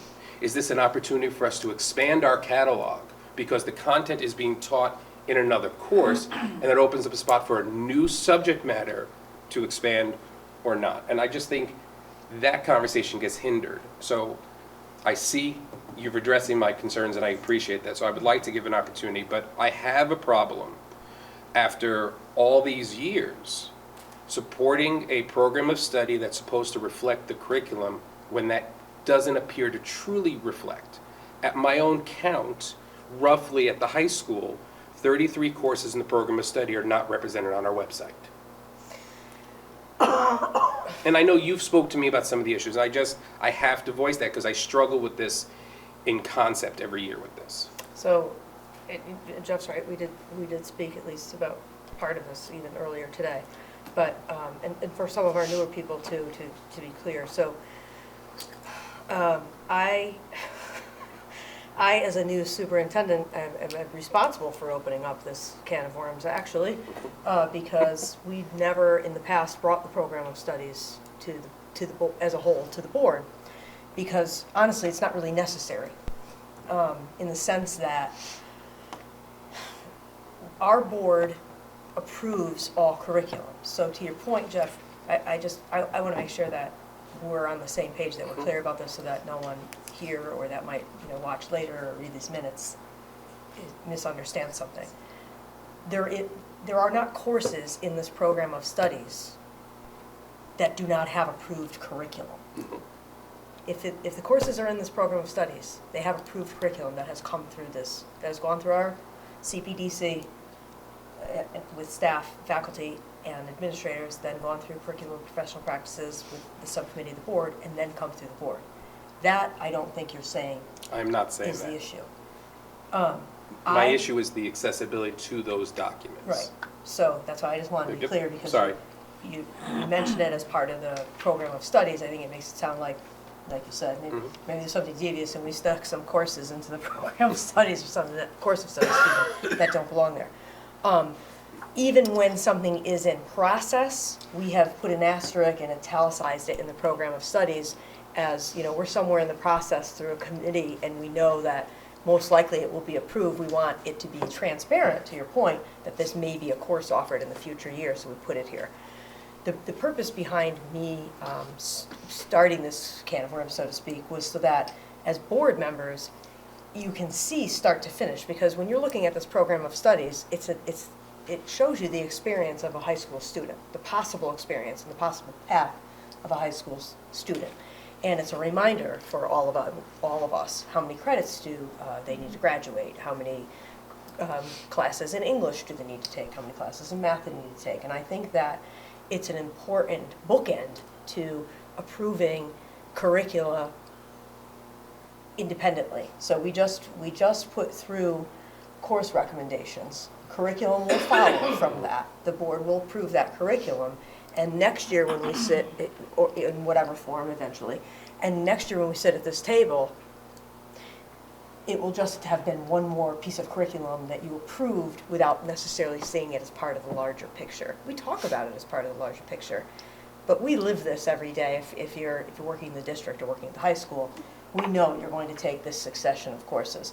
I think it's important to put it out here for the public too each year to say this is what it looks like. And so from the program of studies angle, voting on it tonight is really kind of a symbolic action that you are taking to recognize that this is what we have approved as current. It is in compliance with the law and also what we have approved as current offerings. So we're just saying this is an accurate reflection of the work we've already done? I'm saying this is an accurate reflection of the work we've already done. That's what we'd be voting on? Yes. On the other hand, as Jeff is saying, with our platform for putting curriculum online, first of all, there had been a transition there. Jeff's put together the numbers, I believe. So we've got about 80% of our, at this time, today, there's 80% of our curriculum, and that's district-wide, not just program of studies. For the entire district is posted online. 100% of it is approved and has been written, but in a revision process where it hasn't been posted, for example, for a new elective course, that's some of what we find, you mentioned the ASL course, I believe that's one of the ones that's on the list. So Jess, if you could just give a couple of examples of the ones that are still missing and where we are, because I think that might help to put this in perspective. And I just asked you to do it, but I'll just give you 2 examples. Mandarin is one of the curriculum that's not posted online. The reason for that is originally, as you know, we worked with an outside agency, I'll call it, as we implemented Mandarin. And then we totally took over all of it on our own for district. As a district, we were revising the curriculum, and we no sooner did that than we were phasing out the program because we didn't have enough students enrolled. So we stopped revising the curriculum to post it online because we're sunsetting the course. So that's one example, but I think there are a few others too that are somewhere in the process. Have we kept Mandarin in the program of study? For now. For now, okay. Because there are still students that are taking But it. aren't they on draft form on the, didn't we? We made an agreement that we would put them in draft form, yes. Right. So there's a watermark. Of draft on ones that are draft. But there are a few that are not that are not written in the format even to be put in online as the draft. They're written, but they're not in the format they have to be posted in the platform because they were newer courses. Well, we have a certain standard of what we want to post online that really, is not only, and our teachers have been working really hard to get the material into EduPlanet, which is our software system, which houses all of our curriculum. So they're writing, and then there's a quality control process of going through and ensuring that it looks, similar, so that all of our curriculum is Avon curriculum. You can tell when you read the verbiage, the essential questions, the enduring understandings, that it all looks the same, whether it's a kindergarten experience or an 11th grade experience, and so there is certainly some work to do. We do have courses in draft form, absolutely, and we do have some curriculum to still bring forward to you that has been in the revision process that needs your approval, and we still have some of that work to do. So you have a plan in place to get there, to get to 100% or close to. Absolutely, yes. Yeah. The goal is 100%. And do you have a time frame in which that's happening? So our hope would be, well, maybe I'll go through the next 2 slides, and I think that I'll go as quickly as possible. Shirley, can you find knowing that we had this question, we did put it together, so yeah, we're not on the. And I appreciate you taking the time to address this. That's why I reached out in advance. No, thank you. I think it is a good question because it has come up more than once. So I'll get started as she pulls it up. But This one? Which one? I think he's referring to this one. I don't know if you're even on the board anymore. No, it's back to the presentation. And presentation. You're on the packet. This one? 80%? Yeah. Yep. Thank you.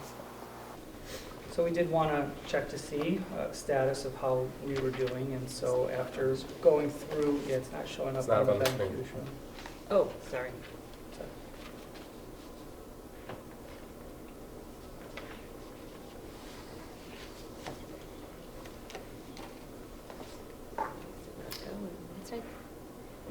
Yep. That's it. Got it. Okay. So we are at a place where over 80% of our curriculum is posted on our website, and there has been an exorbitant amount of work that's taken place to get that there. But we are type A, so Mr. Function is correct. We want to get it to 100%, and so that's our goal. But what I did on these next couple of slides is kind of show you what's making up the bulk of that 20% that's missing at this time. And so because we kind of think in levels, right, as educators, we've just broken it down by level so you can kind of see at each school, at each level, what's actually missing from the website. So starting off at K-6, as we've spoken about this year, we're doing quite a bit of work to revise our reading units to better align with the science of reading, so that work is still to be posted. We have some work to do in grade 6 with our writing units, and we also need to continue the process of our K-5 social studies work. And so I just want to point out, the social studies piece is a big theme here, and part of what happened at the elementary level, as we talked about, there's quite a bit of work happening in ELA, and there's only so much you can tackle at any time. Previously, our social studies curriculum was embedded within our ELA curriculum, and so as we decoupled them, it created a need to do some work in social studies. And so that is still on our to-do list. So that kind of sums up, if you will, where our curriculum is K6, sorry. 7-8, good news to report. All of our core curriculum is up and can be accessed through the website. So we're happy about that. And then this next slide shows at 9-12, again, this is primarily kind of that area that we were just discussing. So we have 17 out of 150 courses that are posted on the website. And if we think about these two big areas, performing arts and social studies, so each of them have 9 courses missing from the website. So that's the bulk of that 33 that you don't see if you visit the website today. And so in the performing arts curriculum, that's the one curriculum we still need to bring forward for like a full approval through you. And so we do have, that's where most of our courses are in draft form. And so our goal would be by the end of this year to hopefully be able to present that to you. However, we also have the social studies curriculum that we want to present to you as well. So really our big goal is to have them all written and all in draft form by the end of the year, and then determine how we could best present those to you, because that's, as you know, a big process when we bring that forward to you for approval. And so again, onto the social studies, they are currently in the 7-12 revision process, so that's really our priority. And that does, not only are the core courses being revised, but then we have those 9 electives that are missing from the website. And so generally speaking, when we bring a whole curriculum to you, we do scoop in some of those electives that have been missing. So our hope would be, again, if we were to prioritize by the end of this school year, that we could bring you that social studies revision and have those electives complete. So go ahead. Sorry, go ahead. No, I was just going to say, I really appreciate the opportunity to have access to and look at the course proposal, or a high school of studies, rather, proposal recommendations, because we've had so many robust discussions around the number of electives, the world languages, the levels, the ECE, college experience, and so forth. And also, I think, if I understand anyway, also that the schedule drives the budget in many ways. In terms of the number of staff that are going to be needed and the number of students who are enrolled. So the fact that we're able to do this That's why simultaneously. I bring it this time of year. Right, simultaneously as we look at our budget needs going forward, there is a direct impact on whatever this course of studies turns out to be in its finality. So thank you for bringing it forward in such a way that it makes it more easily understood, and I hope we get further input as this goes forward, and especially with world languages, it's morphed a lot. And I don't know how that's going to go forward, but we're doing everything we can to make it as robust as possible given our budget constraints. The other piece of your question, Jeff, I just want to respond to, and we have had this conversation in curriculum professional practices also. The civil rights course versus the Black, Latino, and Puerto Rican studies course. The second one is the state mandated course with the state mandated curriculum. That came down the pike after our Avon teachers had already proposed the idea of the civil rights course elective and began the draft of that curriculum. Has been a very well-attended course at the high school. Jeff is right, there is overlap there, as one would expect there to be. I think But isn't the Black and Latino study an elective?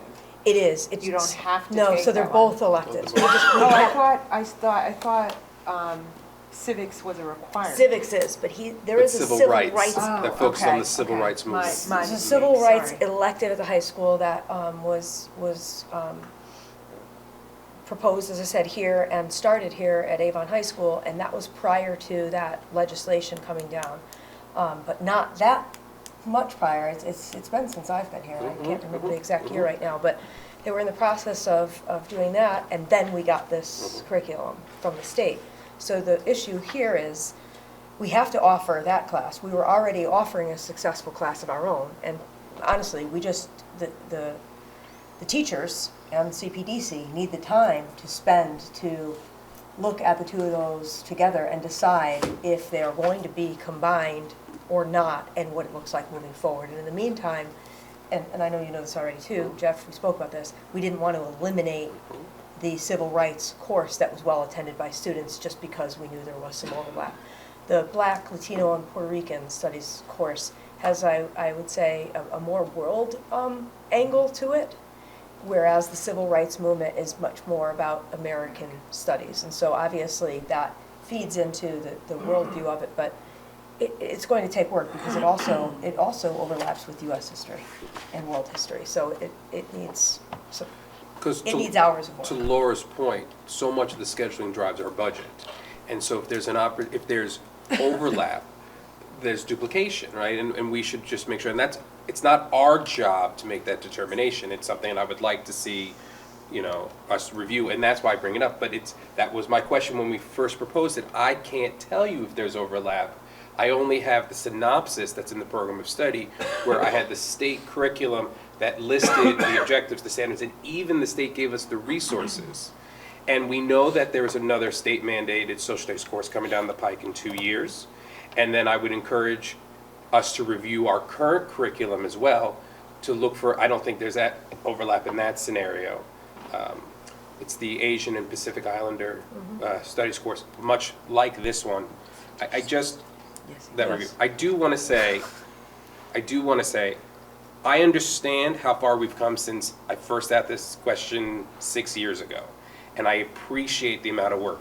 I know firsthand, writing curriculum is not fun, and it's not easy, and it can be quite tedious. So I want to acknowledge, I see the progression, but I get a little frustrated because I see particularly the new platform. The new platform I think is fantastic. And when you explore, I think you have the breakdown of the units, you have the summation for the units. For really the general public, they want to know what's being taught. That summary's there. When you click the button, you get all the teacher language.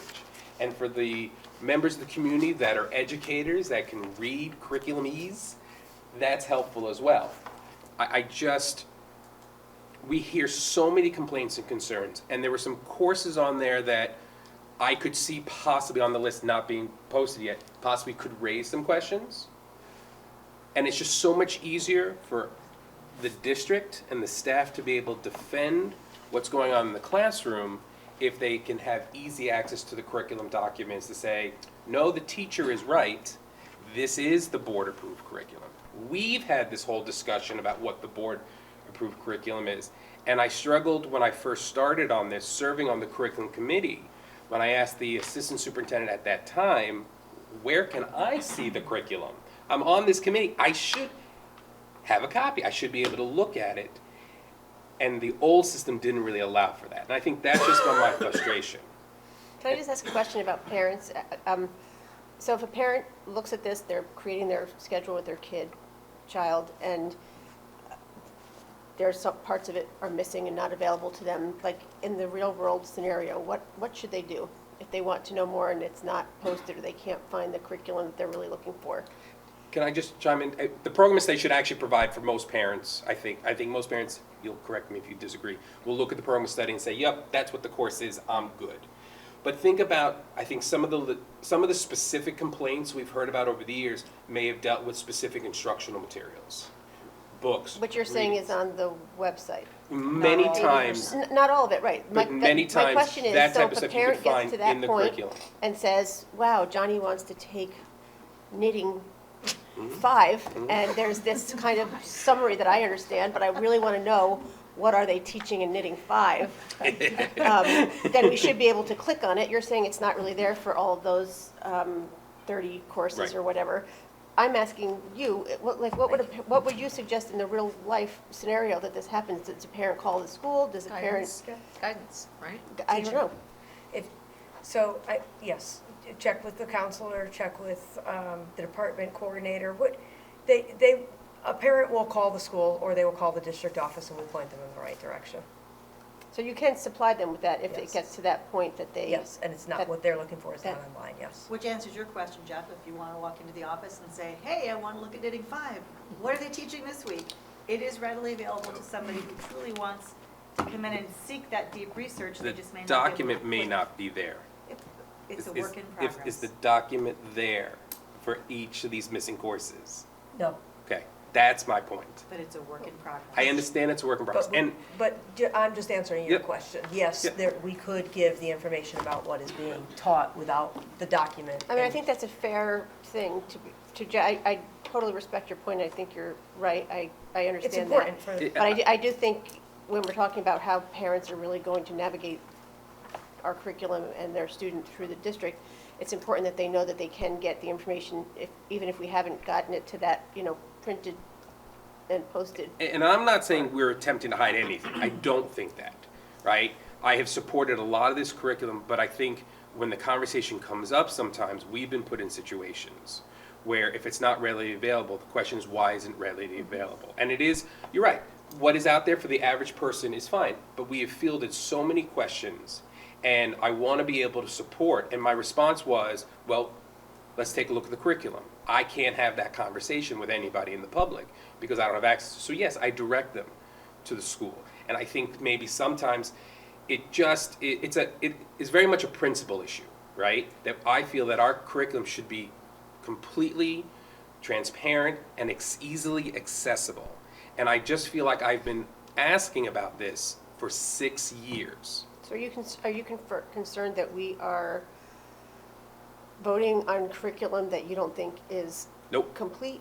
Nope. My point is, from my perspective, the program of study is a mirror of the board-approved curriculum.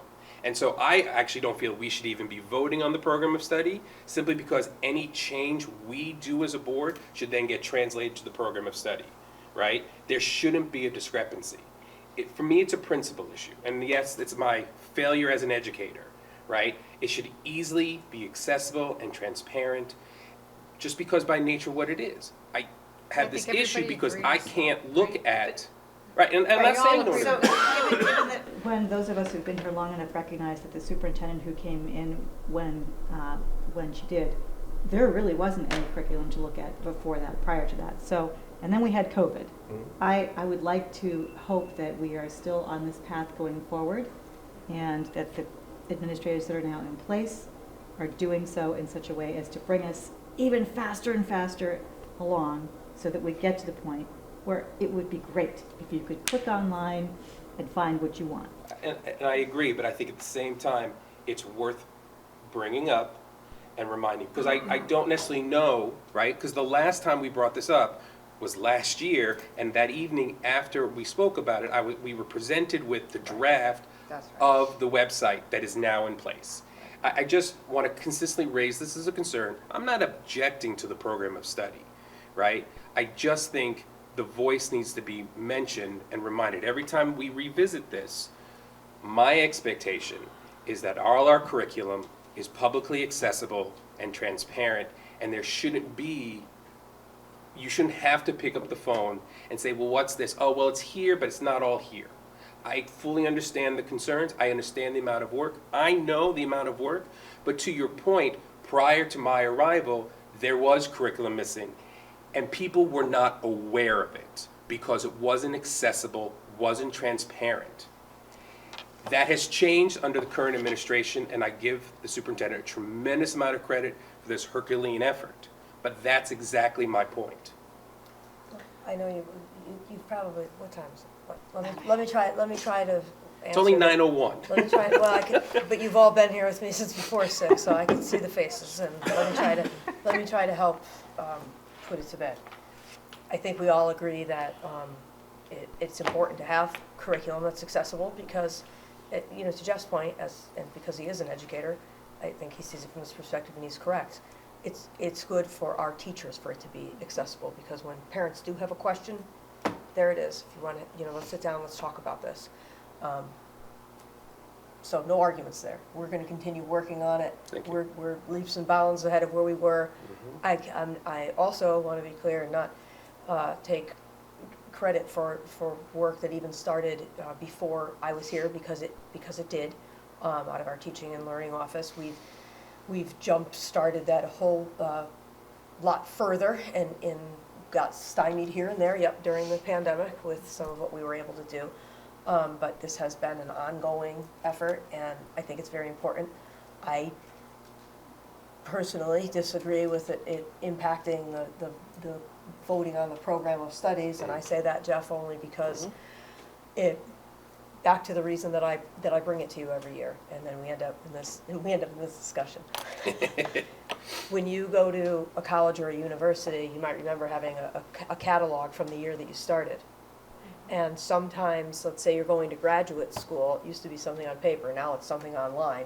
I remember still I have an Arizona State course catalog from whatever year that I had to present once as I transferred credits for a determination to be made of whether or not one met with the other. That's the real reason that similarly, to bring a high school program of studies through to the board, it's the official program of studies in a different way after it's come through here and it's been approved. And so when a student is applying to college, for example, and they are trying to determine whether or not they're going to give that student college credit for X course that was offered at their high school, they're looking at our program of studies. They're not looking online at the curriculum, they're not looking at CPP minutes, they're not looking at board minutes. They are looking at this program of studies, and that's why I think it's important to have a public conversation about it and a board vote on it, because as you said, all it is a reflection of everything else that we've done, but it's this kind of official seal that says this is what we do in Avon, and these kids can use that when they're going to school. So knowing also that this schedule is going to be largely based on what the course of studies is that gets voted on, which drives the budget tonight, do you need for this board to approve the course of studies in its current form with room for revision so that we can move forward? Well, I don't even know what other revisions would happen, to be honest with you. They're here. We've highlighted them all. You've got to get it out to students. They're changing student they're changing board members' names. You know, so for example, Laura, Lisa's leaving us after tonight. We don't need another board action to change Lisa's board member name with whomever replaces Lisa. Really? Take your name up tomorrow morning. I've already got the redacted. It's already highlighted. So, I was mad we killed this many trees. So yes, I think it's important to vote on it as is, and there's always, you know, we're going to find a period that's missing somewhere next week, and we're going to put it in, we're not going to bring it back. All right. Do you, or I want to just raise my concern about the missing curriculum, and in my opinion, the two should match. I do not have an objection to the program of study in itself. Okay, so would you like to make a motion to approve? No, I would not. Okay. all right. I would like to make a motion to approve the high school course of studies as presented. Thank you, Laura. Do I have a second? I will second. Thank you, Lynn. All in favor? Aye. Aye. Aye. Passes unanimously, with Jeff included. If Jeff included. All right. Jess, can I just ask another, so am I to understand correctly, your goal is to have... Be very careful here. You just started. Your goal is to have the curriculum in its form available to the public by the end of school year, the end of 23? I'm just... I would be on the safe side here, Jess. This is your first go around to this, and I would say... Next time we meet to No, vote on I the... 2024, 2027. Next year when we have this conversation I'm again? not being flippant, I'm being honest, you know. Yeah, it's a lot of We work. have to have teachers, our teachers are the experts that write it, and they have to have the time to do it, even if that's, you know, and typically that's after hours, and sometimes it's in the summer. So we don't want to say we'll have the rest of these finished before at least the end of summer. Next year, this time, we will not still be at 80% though. No. No, That's okay. Step forward. that we can see. Huge step. We'll be at 81. Any other communication from the public? No. Nobody signed up for that.